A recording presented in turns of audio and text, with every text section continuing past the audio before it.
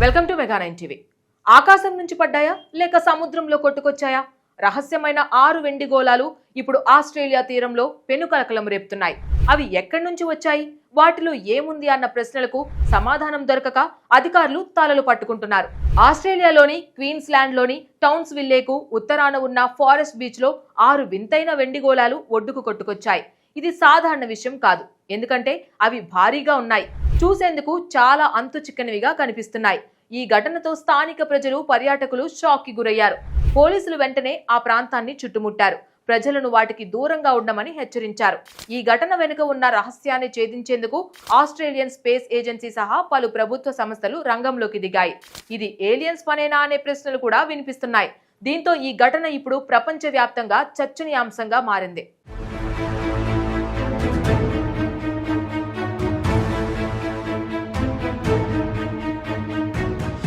Australian space agency, Queensland అగ్నిమాపక శాఖ ఈ గోళాలపై విచారణ జరుపుతున్నాయి. అసలు ఇవి ఎక్కడి నుంచి వచ్చాయి, వాటి ఉద్దేశం ఏంటి అని ఆరా తీస్తున్నాయి. ఈ 6 గోళాల గురించి నిపుణులు భిన్నాభిప్రాయాలు వ్యక్తం చేస్తున్నారు. కొంతమంది ఇవి ఉపగ్రహ శకలాలు కావచ్చని అంటుంటే, మరికొందరు వీటిని రాకెట్ ప్రయోగాల నుంచి మిగిలిపోయిన భాగాలు కావచ్చని వాదిస్తున్నారు. ఈ గోళాల్లో ప్రమాదకర రసాయనాలు ఉండొచ్చని అధికారులు భయపడుతున్నారు. హైడ్రోజన్ వంటి అత్యంత మండే రియాక్టివ్ ప్రొపెలెంట్లు వాటిలో ఉండే అవకాశం ఉంది.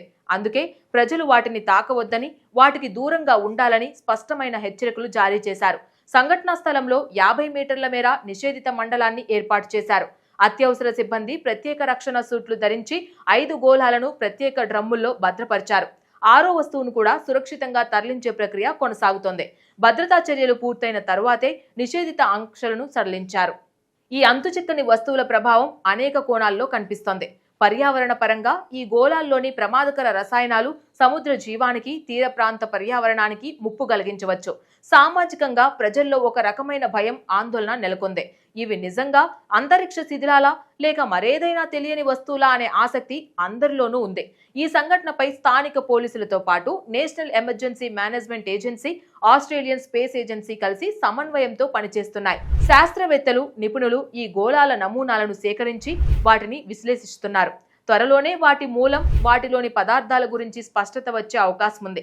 అయితే ఇలాంటి ఘటనలు గతంలో కూడా జరిగాయి. అంతరిక్ష ప్రయోగాల అనంతరం కొన్ని పరికరాలు సముద్రంలో పడడం, అవి అలలతో తీరానికి కొట్టుకురావడం చూశాం.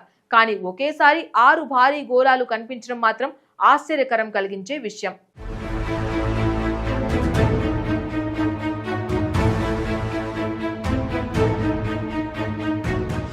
ఇక ఈ గోళాల గురించి ప్రస్తుతం ఉన్న తాజా అప్డేట్ల విషయానికి వస్తే, ఇప్పుడు స్థానిక ప్రజలకు ఎలాంటి ముప్పు లేదని పోలీసులు స్పష్టం చేశారు.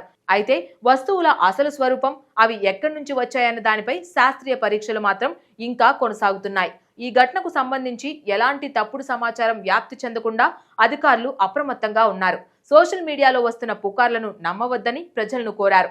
మరోవైపు అంతరిక్ష వ్యర్థాల సమస్యపై ఇది మరోసారి ప్రపంచ దృష్టిని ఆకర్షించింది. భూమి చుట్టూ తిరుగుతున్న వేలాది టన్నుల అంతరిక్ష శిథిలాలు భవిష్యత్తులో మరింత ప్రమాదకరంగా మారే అవకాశం ఉందని నిపుణులు హెచ్చరిస్తున్నారు.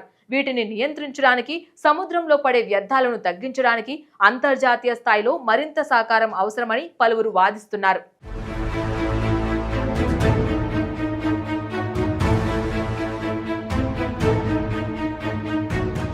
ఈ ఘటన ఒక చిన్న సంఘటనలా కనిపించినా దీని వెనుక చాలా పెద్ద ప్రశ్నలు ఉన్నాయి.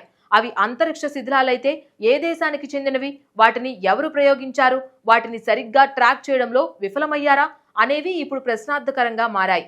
ఒకవేళ అవి అంతరిక్ష శిథిలాలు కాకుండా మరేదైనా పారిశ్రామిక పరికరాల భాగాలైతే వాటిని ఎవరు తయారు చేశారు, ఎందుకు సముద్రంలో వదిలేశారు అనేవి కూడా పరిశోధించాల్సిన విషయాలు. అటు క్వీన్స్లాండ్ ప్రభుత్వం ఈ సంఘటనపై సీరియస్ గా ఉంది. ఇలాంటివి మళ్లీ జరగకుండా చూడాలని అధికారులను ఆదేశించింది. ఇప్పటికే తీర ప్రాంత భద్రతను పర్యవేక్షించే బృందాలను అప్రమత్తం చేశారు. సముద్రంలో ఏదైనా అనుమానాస్పద వస్తువు కనిపిస్తే వెంటనే అధికారులకు సమాచారం ఇవ్వాలని ప్రజలకు సూచించారు. ఇది చాలా సున్నితమైన అంశం కాబట్టి అధికారులు అన్ని జాగ్రత్తలు తీసుకుంటున్నారు. ఇప్పుడు ఈ గోళాలు నిజంగానే అంతరిక్ష శిథిలాలా లేక మరేదైనా రహస్యం ఉందా అన్నది చూడాలి.